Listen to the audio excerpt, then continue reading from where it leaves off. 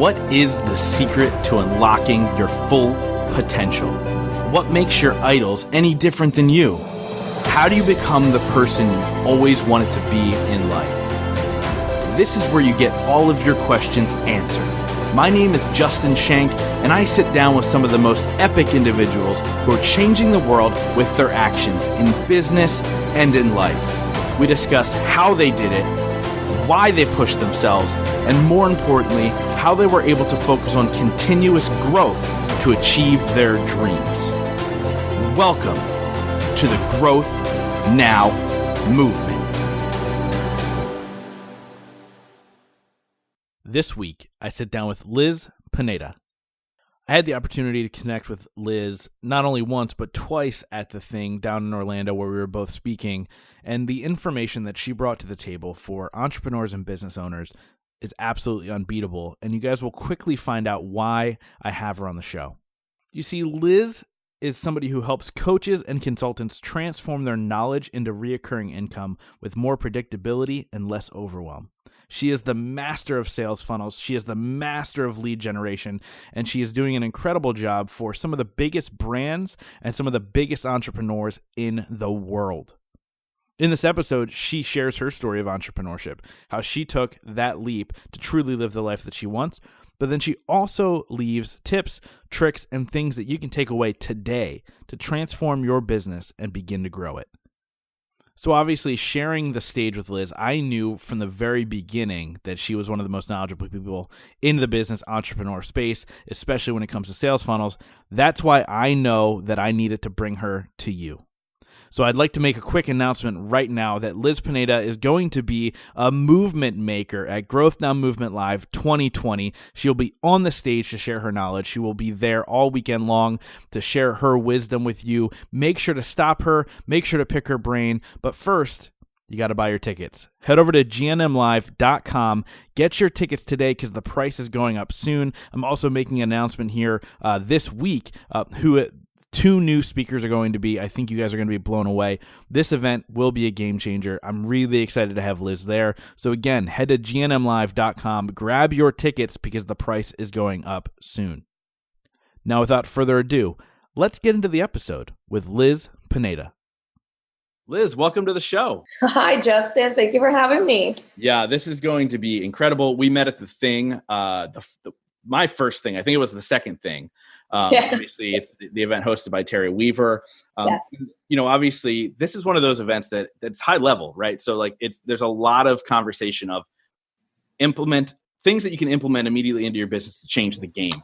And you came on there and you started talking about sales funnels and lead magnets, and my brain wanted to explode.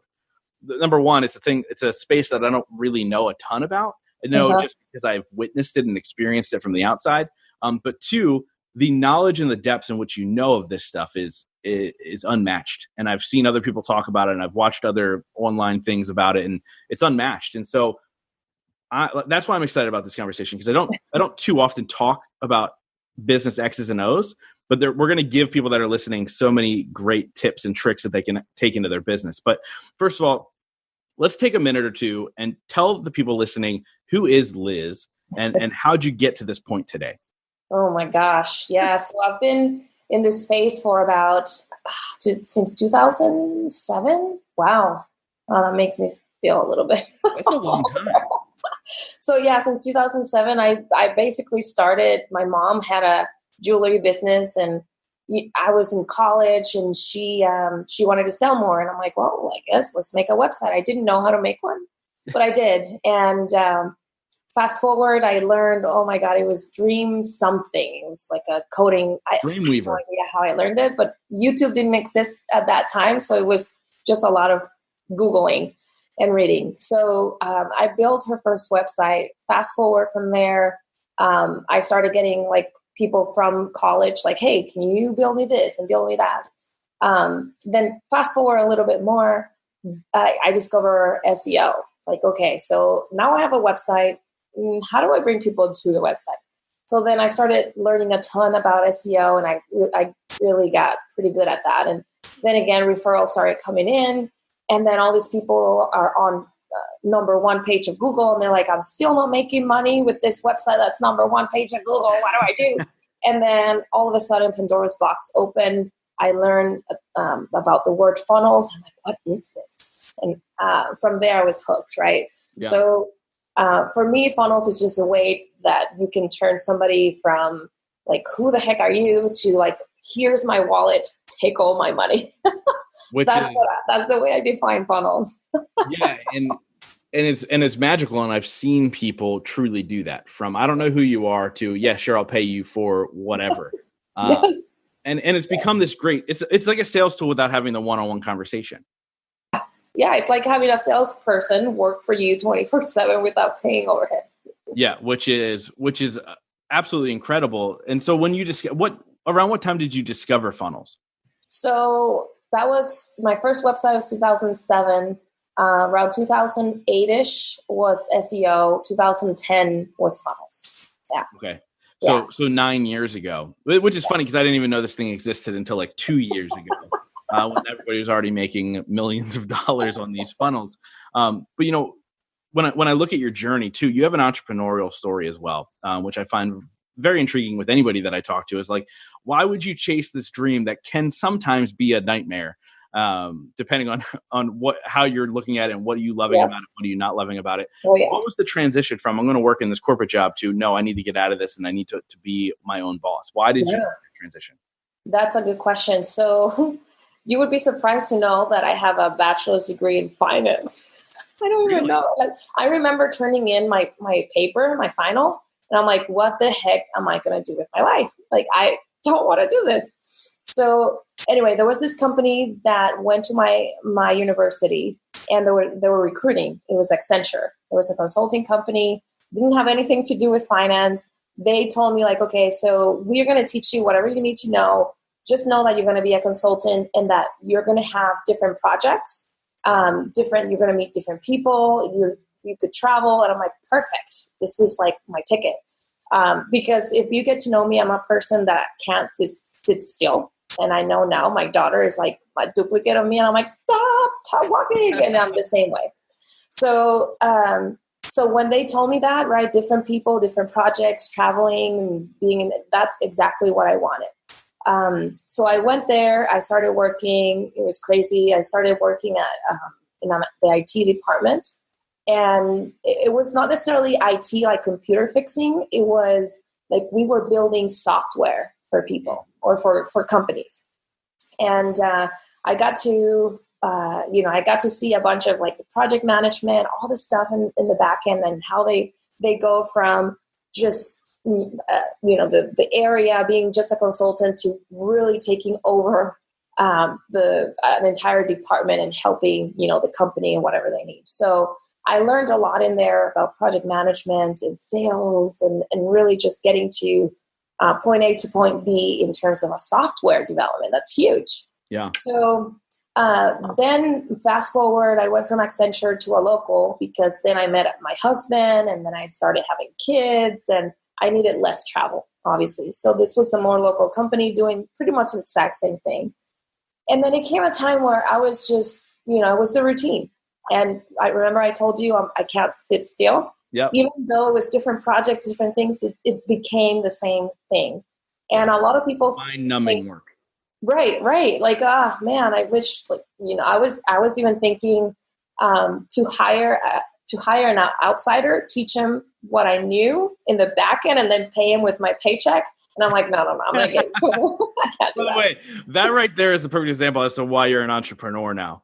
You know what I mean? It's like, well, how do I stop doing this work and I'll just pay him and I'll make my money on top of it and not do it? That's crazy. So I'm like, I might get in trouble, but I thought about it. So then I started getting that bug, right? Like, oh my God, I gotta, what do I do? They were paying me really good, Justin. It was hard, especially having a family. Mm-hmm. And yeah, it's crazy. So when I decided, because I'm very controlling, this is bad, my husband would tell you, I decided to let me do this part-time, let me work full-time, but do my passion projects on the side. Sure. I knew I was a mom with a husband, with a house, with everything, right? Running around like a crazy person and doing like about 60 hours of work on the side. So on top of your 40-hour work week. On top of my 40-hour work. And then guilt started coming in. So now I'm a half entrepreneur with mom guilt, wife guilt, right? My clients were more, they're my babies as well, right? I have to take care of them. So my clients like having 20,000 bosses, right, telling you what to do. So it came a time where I was burned out. I burned out. And I'm still struggling with it, to be quite honest, Justin, because I say yes a lot. I have to learn, to say no. But at that time, I completely burned out, and I told my husband, like, what the heck do we do? Like, I don't want to keep doing this, but yet we have all these responsibilities. We have all these bills, these kids. Anyway, and he's an entrepreneur as well. So imagine having a household with two entrepreneurs. It seems to me at that time it was impossible. Mm-hmm. Somebody has to have that steady paycheck so that the other one can have the entrepreneur. That's at least what I was taught. Yeah, I mean, it's safety, right? Like, so I totally understand exactly where you're coming from, because when I started my business, it was on the side, and I had a day job, and like I was like, I can't leave that, and I kept making these benchmarks of like, make this much, and then it's okay, you can leave. And no, wait. You get there and you go, I need to make this much. It's like that safety net that it's hard to get rid of. It's hard to cut the net down. Gosh, my friends would tell you, like, I would call them, like, am I doing the right thing? And there was one that told me, whatever you do is the right thing. Whatever you do is the right thing. Just make it work. So then my husband said, Liz, our kids are young. We're young enough to bounce back if things don't work. If we don't do it now, we will never do it. Mm. So I can't believe he told me that, because he's very conservative. He's the person, like, no, we met in a finance, can't believe I keep saying finance, but yeah, we actually met in a finance internship because he has a finance background. So I read on your website you met in an elevator. Yes, well, essentially, in an elevator in a internship. So yeah, that's a long story, but it was it's a cute story.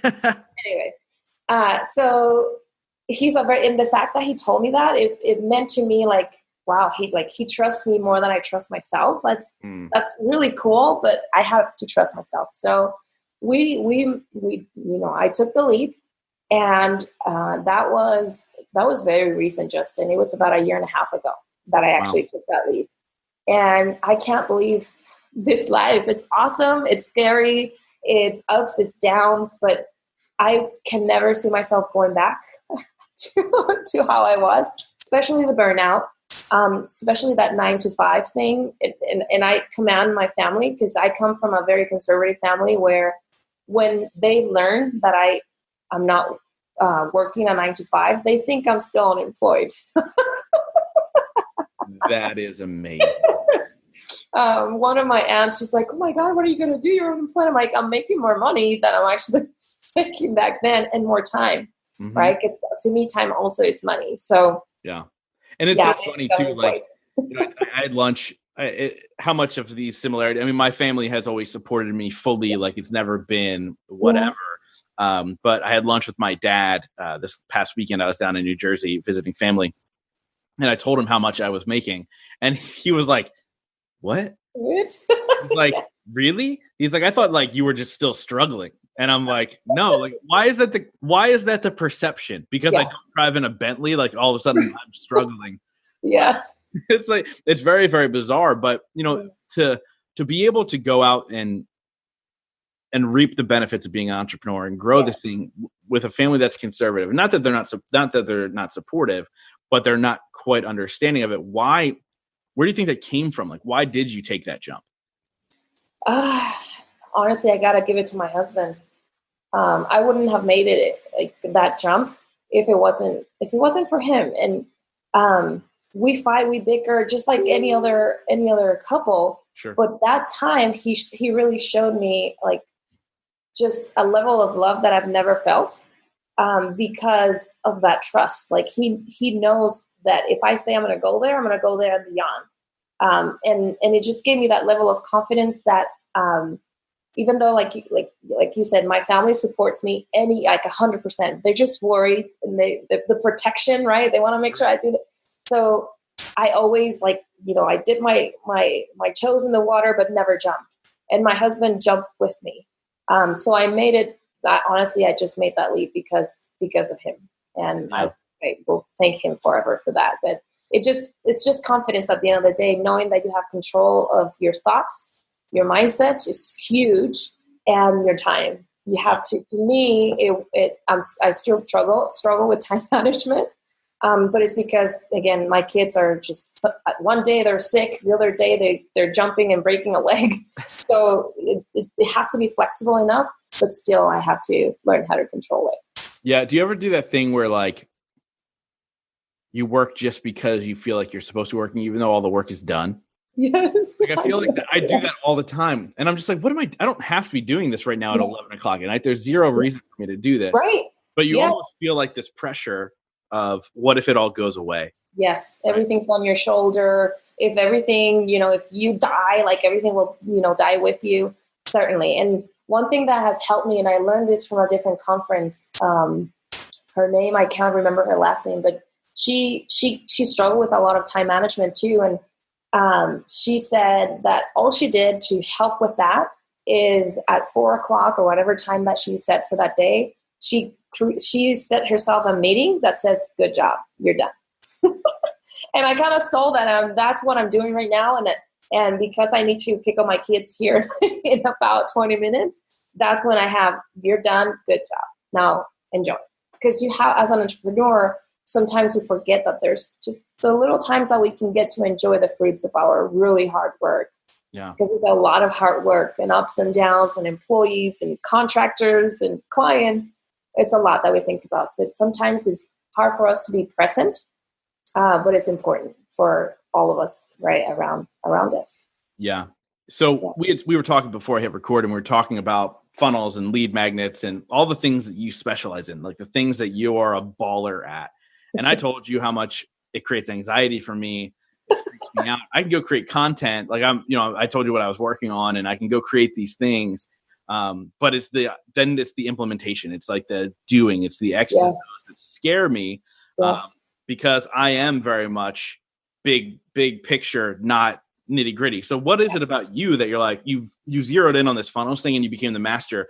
Was it just the love of what these things could do, or is that your mind? Well, I think I should have studied engineering, because I can see things before they're done. Yeah. And I'm very meticulous about the steps in between and the gaps, right? So when we were talking, right, I already knew the lead magnet for you. Like in my head, I didn't say it out loud. I'm like, oh, that's the perfect lead magnet. What you just told me, and I don't know if you want to share it with your audience, right? But it's how to get clients from a podcast without an audience. That's a perfect lead magnet, right? It can be a video, it can be a guide, it can be a template. I don't know, right? So that as the way that I see funnels is really just a step-by-step process to drive somebody, right, from not knowing you to giving you money. So that lead magnet has to be so freakishly irresistible, right? That it brings a win to your audience, like you just brought me in that little short conversation that we had. That I would have paid money for. People because of that, right? So you gave me a quick win, and I'm able to implement it today if I wanted to. Yeah. So that's how I see things. I see it before they're ready, just by a conversation. It just happens. Yeah, that's you. And that's exactly why I think this works for you and what you're doing, and not for me. I'm a visual learner, so I have to see it. Got it. I was looking at your website, and you talk about lead magnets and creating the perfect lead magnet. And I'm just like, do you think she could just do it for me?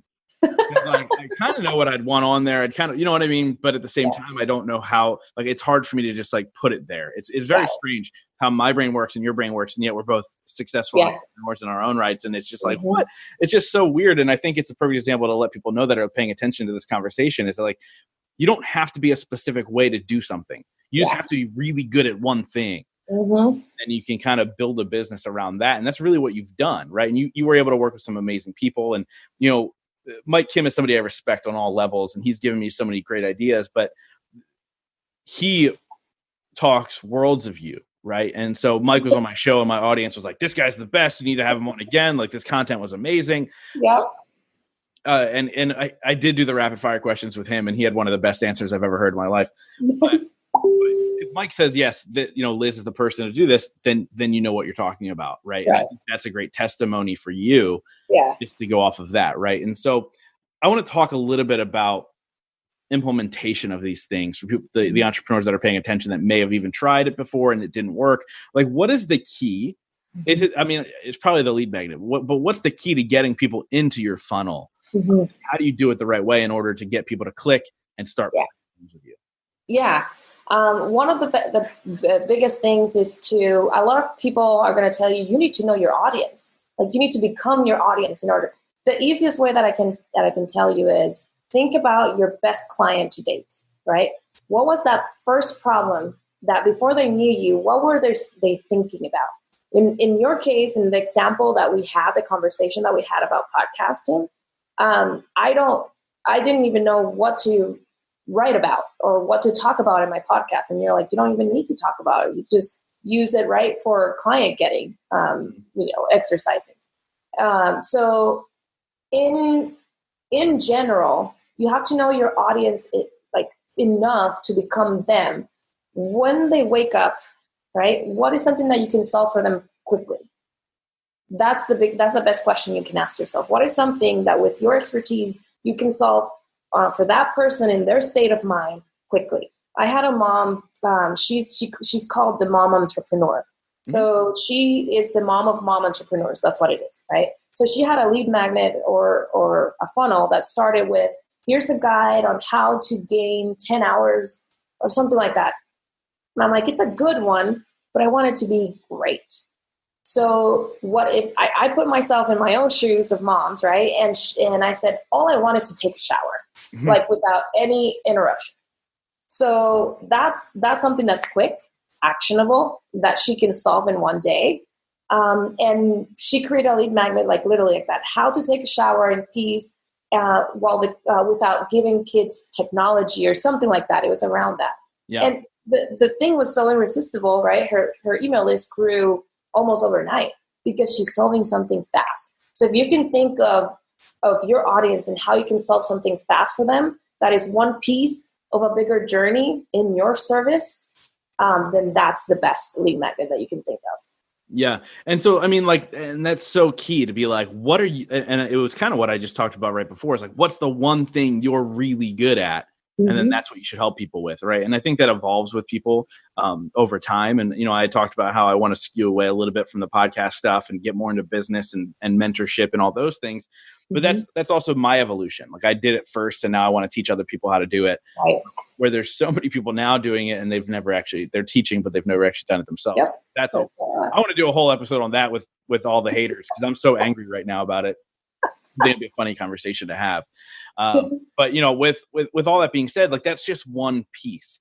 How do you then piece it all together? Because look, here's a funnel, right? Like, you're going to start with something free, usually sell them something small.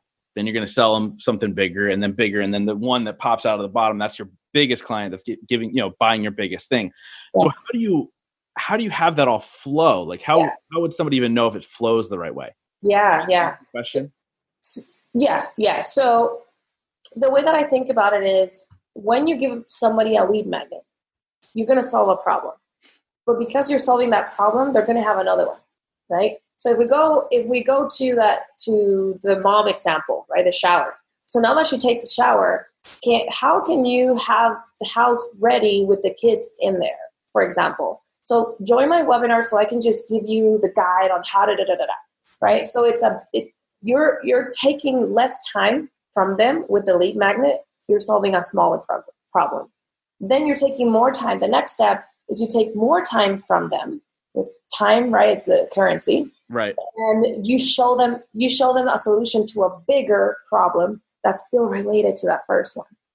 Because again, once you solve one problem, then they're going to have another one, and then another bigger one, and a bigger one, and a bigger one. And that's how you develop what is called a profit ladder, because you're developing products based on the solutions that you just solved, right, from the previous product. So that's how I kind of organize it. Like, what's the next problem to solve that goes along with the first one. I love all that stuff. And the way that you talk about it just makes my brain declutter And it allows me to think, okay, what's next? And I hope people that are listening are getting this, right? So like you solve a problem, there's always more problems. And you should know this as an entrepreneur, because like I still run into problems with podcasts, and I've been podcasting for 3 years. There's still more happening. For instance, iTunes changing up all their categories, which blew everybody's mind. I'm like, they've been warning you about this, but clearly it's a problem for people, right? And so these are the types of things that people need to be paying attention to. So obviously we start with that lead magnet. We then create that funnel of sorts that kind of leads people into the next thing. When do you start charging? Like, does it matter? Is it the second step? Is it the seventh time? Is it what? So there's a lot of ways, right? So it depends on your audience. How are they used to, buy? There's a lot of factors that we have to research about your audience. But typically, you can start charging on the thank you page after they download the lead magnet. You can give them something, they call it a tripwire. You can give them something for $7, $12, $15, whatever it is. You could do that. And a lot of people use it to break even on their ads budget. So if they pay $10 to have somebody download their lead magnet, then they have a $10 product on the thank you page. You could do that. A lot of people, what they're doing now, which I think is pretty genius, is on the thank you page, which is the biggest moneymaker, by the way, Justin, because you get attention from them, but the thank you page keeps the attention. And attention, like I was saying, attention and time are really big currencies, right, from people. So on the thank you page, you can have a video there explaining the lead magnet that they just downloaded. You're building that authority in front of them, and you can invite them to a call. You can even invite them to a call, because the reason why tripwires, right, that $7, $10, it requires a lot of ninja skills to be able to even sell a $7 product. Yeah. Because you're spending 10 and then 7 and you're not breaking even. There's a lot of things that have to be right in order for that. In the call, when you get to speak with someone and treat that call as a patient-doctor relationship, you learn what their symptoms are and what they need. Plus, you are able to develop a program or something that's higher ticket that you can easily sell, over the phone. You can even hire that stuff out if you wanted to. So the thank you page can serve as a monetization strategy, or as a call, with someone where you can sell on a phone call a bigger ticket item. So it really depends on the audience. Yeah. So, I mean, you're looking at, and you work with so many different people that I'm sure every single person's different. Like, what makes the most sense? Right. Most sense for your time versus your budget versus whatever. Exactly. At the end of the day, somebody, an entrepreneur making $1 million a year is different than an entrepreneur making $100,000 a year, and where their time is allocated. Right. The more money you make, the harder it is to get time from those people. That's right. It's interesting to think about all that stuff. So the cool part about this podcast, and most podcasts, is we get the opportunity to talk to some of the world's most successful and amazing people, including yourself. So my question for you is, what's your definition of success? And what are 3 things you do every single day to ensure that success for you? That's a really good question. So for me, I read a lot, and it's not necessarily, so here's the trick for me. I read just in time. So if I'm having something that's, bothering me, or I don't know, I go and find it and find a solution and then apply it, because I want to see if it works or not. Yeah. So to me, the definition of success is really applying what you learn, and continuous learning always, because then you're going to get stuck, right? I don't ever want to reach the clouds, because then I'm going to fall down, right, from there. So to me, it's just in time learning with taking action on that learning. That's taking me, and that's the reason why I'm here today. It's because I never stop learning. I love that. And so what are 3 things? Obviously, you said never stop learning, so you read something every day. What are 2 other things you're doing to ensure that success? Yes. Be nice to myself. I'm really hard on myself. That's huge. And, it's mindset. It's knowing that what you do matters, even though to you it seems simple. To other people, it's magic. And knowing that it's an amazing feeling, right? That other people think what you do is magic, and you're actually helping, and that ripple effect, right? That causes, when you solve somebody's problem, that problem solves somebody else's problem, and et cetera, right? So it's being nice to yourself and knowing that what you do is magic to other people. And the third thing that I do on a daily basis is sleep. Oh my God. We were talking about this, right? We work until like 11, 12, 3 in the morning. I'm a night owl, Justin. I get my best ideas at night. Yeah. But then in the morning, I have responsibilities that I have to take care of. So it's really knowing when the hard stop is, so that you can be better the next day. Definitely. That's something that I recently learned, by the way, that like 2 months ago, I was still going to bed at 4 a.m. Whoa. Yeah. That is way too late for me. I'm actually usually a semi early to bed person, like 11, 12. Yeah. Mm-hmm. And I'm also not an early riser. I wake up at normal time, but like, I don't understand this hustle of entrepreneurs fighting over who wakes up first. I became an entrepreneur, so I'm not told when to wake up. So Yeah. 4 a.m. makes no sense to me. And you were going to bed at 4 a.m., which is No, and like some of my clients would and that's another thing. Some of my clients would message me like at 2 a.m, and I would like literally pick up an answer there. I need to have, control of that. And again, like I said, two months ago, I was still doing it, but now I feel this zen thing of like, let me turn it off, at least the notifications off, because my brain, right, it's always going. So I would take it. If I turn it off purposely, it really saves my brain. That's awesome. So obviously this episode has been packed with information and inspiring entrepreneurial stories. So if people want to work with you, if they're like, this is way too much information for me to ever do on my own, I just want Liz to do it for me, where do they go? How do they get a hold of you? What's all the good stuff? So there's 2 ways. They can always visit my website, lizpineda.com. But where you're going to find the best of the best is on my Facebook profile, right? So I have my profile is public, and so you can just search for me. It's Liz Pineda. Just search on Facebook. I have a ton of content. It's just easy for me to grab my phone and just post from there. Oh, yeah. And you get a lot of good stuff in there. Awesome. So guys, make sure you go and connect with her. If Mike Kim is using her, she's the best. Just remember that. You guys all know Mike Kim's episode. She is the best. So make sure you connect with her in any of those ways. So obviously, as you know, the show is called The Growth Now Movement. And I wrap up every single episode with this one question. And that is, in your life, what has been your biggest moment of growth? My first leap when I left, I'm originally from Puerto Rico. I'm an only child. And I was living just with my mom at the time. And I was so afraid to leave her alone. My entire family is here, but still it's that feeling. So my biggest growth was that moment where I said, it's time for me to grow and to, again, trust in myself and start my life. And I never looked back. I love my mother to the moon and back. But if I would have stayed in Puerto Rico, I would have never found paradise. I love it. Liz, this conversation has been absolutely amazing. Thank you so much for coming on, sharing your wisdom, and just for being you. And hopefully we'll be seeing you at Growth Now Movement Live as a movement maker in 2020. Awesome. And everybody can connect with you in person there as well. But thank you so much. Of course. It's my pleasure. I love it. Talk soon. Talk soon. Thank you guys so much for being a part of the Growth Now movement. This is how you can really help me out. If you guys enjoyed this episode, please share it out on Facebook, Instagram, Twitter, all that fun stuff. And let's grow this movement to epic heights. And it's all going to be because of you guys. Thank you so much. And we'll see you next week.